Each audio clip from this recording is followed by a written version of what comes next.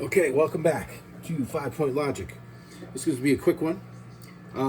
Again, as always, this is the psychologically based analysis of the Cowboys, given from an actual psychologist.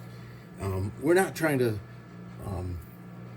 find ways of complaining. We're trying to find ways of solutions. And you may say, well, why would I know something? Well, I've been watching the Cowboys a long time. I'm a certified psychologist. And these are my observations. And I'll bet, as many of you had said in the chats, in DMs, that you see the same thing that I do. So here's what we have this year, 2024. The problem, well, let's start with the goal. The goal is, and on every series, they want to have second down in less than 4 yards, right? They want to have the running backs average 4+ yards. That means every series, they can essentially get a first down on second down. They want diverse receiver targets, because in that sort of diversity, then you also have deception. You have a lack of predictability. Then, because of this happening, you want one-on-one matchups on the outside. If that happens, your receivers can run by the coverage, and your longer passes will open up. And last, this is key, in the NFL this year, the 2024, the quarterbacks that are succeeding are getting the ball out between 2.84 seconds and 3.5 seconds. Now, I'm just going to increase it a little bit. We want it less than 3.84 seconds. And I'll tell you why in a little bit. But pass release has to happen then, and there's a reason. Okay, here's the problem. This is what's actually happening. The run plays are predictable. If you think about it, if the defense knows where the running play is, there's one hole. And physics says a body in the hole is going to stop the run. So if they know where the ball is being handed off, and there's no deception, there's no lateral movement, it's very easy. The defense can put all 11 players in that hole. The offense cannot. If the offense has more than one of their blockers in that hole, there's no hole. The difference with, as bad as Garrett and Kellen were, the difference with how they ran their offense, it was kind of like a laissez-faire, hands-off kind of thing. They would hand off the ball and give it to the running back, and it's happening with the Eagles right now. And the running back would get a choice of where to go. So it wasn't as predictable. But that hesitation of what the running back has to make a choice often delayed the advancement and caused chaos. It would cause the defense to be able to get to the running back. That's why over time, the Kellen Moore and Jason Garrett running games became worse and worse. Okay, so the running plays are predictable. So they're not gaining the 5 to 6 yards. So it's second down and greater than 7 yards. When that happens, now it's kind of desperate. All right, this is going to cause a lot of controversy. CeeDee Lamb is not a number one receiver.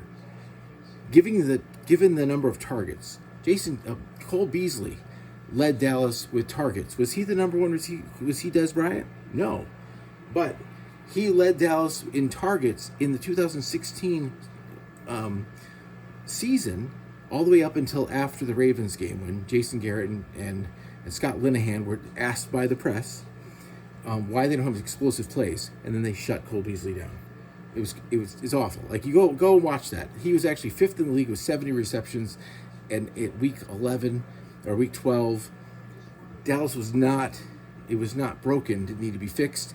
He ended up saying, that's why Cole Beasley was so complaining. He was saying, well, what's going on here? Anyway, so we have, but a number one receiver needs to be able to beat coverage, needs to be out jump coverage. It needs to be quicker than coverage. CeeDee Lamb is quick. He doesn't jump that high. He's not physical, and he can't outrun anybody.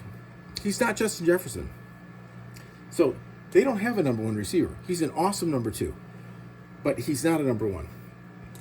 Dak is limited. If you look at Dak's throwing motion, he's back. It takes him a little bit. It's like it was likened to in his pre-draft profile. It was likened to throwing a paper airplane. He's got big hands. He has to go. It's not a quick release. He can't just put the ball where he wants it. He has to set up. He needs a lot of footwork. Okay, that's time. And also, he's not very competitive. Look at Brock Purdy. The play breaks down. He's running for the first down. Dak follows the play. If the play isn't there, he just waits there until he's sacked. Tries to run away, but he tries to run away too late. This is not a competitive quarterback. What he's doing is he's a cog. He's a good leader. Like, if you listen to pre-draft, Gruden, what did Gruden say? What was his primary thing with Dak Prescott? He was really talking about his character. He wasn't even talking about his playing ability. You're a good leader. That's not what we need. This is like the Jason Garrett era. That's like, oh, character. No, we don't need character. We need players. So Dak's not competitive. If you watch this year, 2024, count it. He is averaging, waiting there, over 4 seconds. Over 4 seconds. That's above the league average. That's way above the league average, and he's still being sacked. Why? Because there's a problem. The wide receivers, they're not very fast. And also, the plays are predictable. The plays are predictable because Dak has a lot of trouble with crossing midlines. He goes to the middle of the field. He looks over on this side of the field. This is where he's focusing. He doesn't look back over here. He doesn't make decisions like Romo does. All right. The last thing here, I think I spelled Big Beasley wrong. The reality is this is what we need. We need first down not to be a running play. It needs to be a short pass play. It needs to be set up like the way Beasley was. Beasley in 2016, when Dak was doing well, Beasley would basically run for 5 to 8 yards right away. And he was impossible to cover because he's so quick. You need that. You need somebody who's going to go out in the slot, immediately go out, get open, boom, get in the ball. That's your second down in less than 4. Second thing, on second down, Dak needs to run. Can you imagine what the defense is going to do as far as coverage if Dak is taking after first down and going and he's getting it himself? That's the working functional application of play action. Really, it is, because you're altering the defense because they're going to start to come forward to stop Dak. Third thing is immediately you need to have, and this is kind of a West Coast offense idea, but you need to have the running backs and the tight ends immediately crossing in the middle of the field. They need to go out and cross right away. And in doing so, they're going to be safety valves.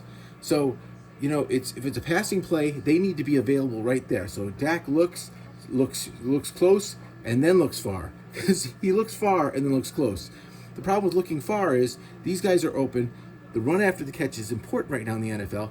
West Coast offense is dominating the Super Bowl over the last 20 years. So West Coast offense, Bernard Perkins, and last, almost non-existent in the postseason, in the late postseason, is the Coryell offense. Why? Because it's predictable. Dak prefers that because that's what he understands. But look, you put the X receiver, double move on the outside, almost like the way Michael Gallup did. It's got to be a double move on the outside almost every time. Let him come in, because one of those times he's going to get free. If you're doing crossing patterns, they're going to have to come forward. If Dak is running, they're going to have to come forward. Double move, he's free. The other wide receivers need to just do fade and comebacks. They're going out and coming back.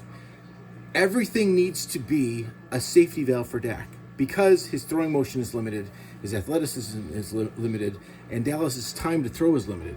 And last, Dak needs to go back 3.5 seconds, not there, run. If he does all these, this will solve the goal and will solve the problem, and Dallas will start scoring again. It needs to be a short pass offense, but it needs to be based on short passes on first down and not the running game at all. What you'll see is that if they're short passes, then delays, draws, pitch out, that sort of thing, will allow the running backs then to use their skills in other ways.